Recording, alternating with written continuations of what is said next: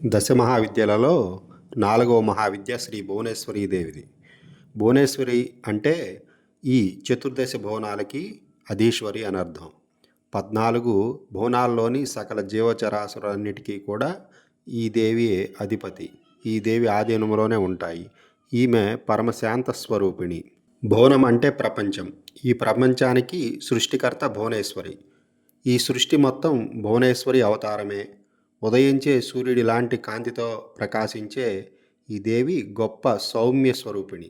కనుక పరిపూర్ణమైన శాంతిని కోరుకునేవారు శ్రీ భువనేశ్వరీ దేవిని ఆరాధించాలి. ఒకసారి త్రిమూర్తులు భువనేశ్వరి లోకం వెళ్ళి ఆ లోకంలో అడుగుపెట్టిన వెంటనే దేవి కరుణారస దృష్టితో వారు స్త్రీలుగా మారిపోయారు.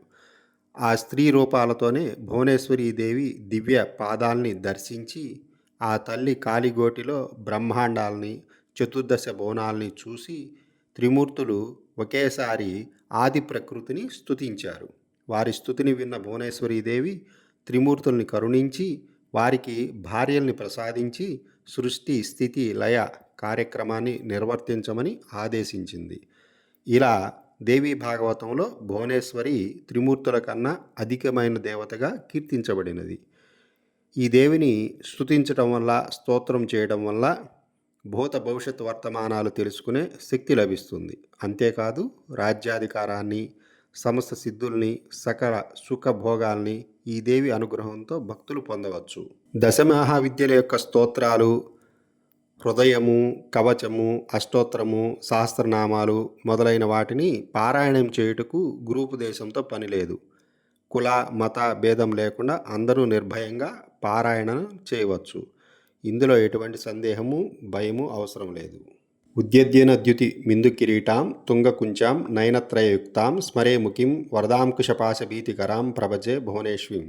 బ్రహ్మరూపే సదానందే పరానంద స్వరూపిణి ధృతసిద్ధి ప్రదే దేవి నారాయణి నమోస్తుతే. శౌరిశ్చ కాస్తి హృదయేషు శరీరభాజం తస్యాపి దేవి హృదయం త్వమను ప్రవిష్ట పద్మే తవాపి హృదయే ప్రదతే దమేయం త్వమేవ జాగ్రత్త అఖిలాతిశయం శ్రయామః. ఇది భువనేశ్వరీ దేవి యొక్క ప్రార్థనా శ్లోకం. ఈ శ్లోకంలో కనీసము 2 పాదాలనైనా తలుచుకొని భువనేశ్వరీ దేవి మంత్రజపం చేసుకోవచ్చును. తాంత్రిక గ్రంథాలలో భువనేశ్వరీ దేవి మంత్రం ఉన్నది.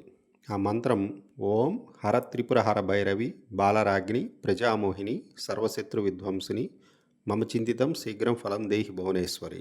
మంత్రజపాల కంటే కూడా అత్యంత శక్తివంతం నామజపం. అమ్మవారి నామాన్ని స్మరించుకుంటూ ఉండటం వల్ల అనేక శుభ ఫలితాలు సంప్రాప్తిస్తాయి. అమ్మవారి హృదయ స్తోత్రం పారాయణం చేయదలుచుకున్నవారు భువనేశ్వరీ దేవి యొక్క అంగన్యాస కరన్యాసాలను కూడా చేయవచ్చు. ఓం అస్య శ్రీ భువనేశ్వరి హృదయ స్తోత్ర మంత్రస్య శక్తి ఋషి గాయత్రీ ఛంద భువనేశ్వరీ దేవత హకారో బీజం ఇకారః శక్తి రేఫ కీలకం సకల మనోవాంఛిత సిద్ధ్యర్థే పాఠే వినియోగః. ఓం హ్రీం హృదయాయ నమః. ఓం శ్రీం శిరసే స్వాహ. ఓం ఐం శిఖాయ వషౌట్. ఓం హ్రీం కవచాయ హూం. ఓం శ్రీం నేత్రత్రాయ వషౌట్. ఓం ఐం అస్త్రాయ ఫట్.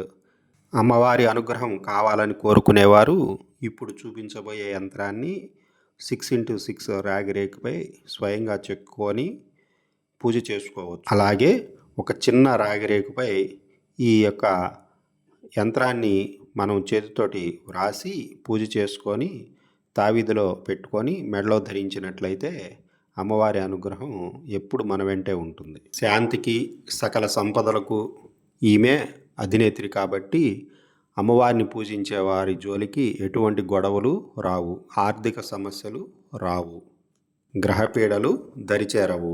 సంపదలను కలుగు చేయటంలో అమ్మవారు అగ్రశ్రేణి. ఓం భువనేశ్వరీ దేవియే నమః అనేటటువంటి నామమంత్రాన్ని కూడా జపిస్తూ ఉన్నట్లయితే అమ్మవారి కృపాకటాక్షము త్వరగా కలుగుతుంది. నామజపం కానీ మంత్రజపం కానీ ఫలించాలంటే కనీసం 4 లక్షల కౌంటును మనము జపించవలసి ఉంటుంది లేదా స్మరించవలసి ఉంటుంది. ఇలా చేసినప్పుడు మాత్రమే ఆ యొక్క ఫ్రీక్వెన్సీ, ఆ వైబ్రేషను మనకి చేరుతుంది. తద్వారా మనకు అమ్మవారి కృపా కటాక్షం అనేది కలుగుతుంది. ఈ మంత్రజపము లేదా నామజపం మనంతట మనం స్వయంగా చేసుకోవాలే గానీ, బ్రాహ్మణులను నియమించి వారి చేత మంత్రజపం చేయించుకొని చేసుకున్నట్లయితే ఫలితం ఉంటుంది. కానీ మనం మన కోసం చేసుకున్నట్లయితే ఎక్కువ ఫలితాన్ని త్వరగా పొందవచ్చు.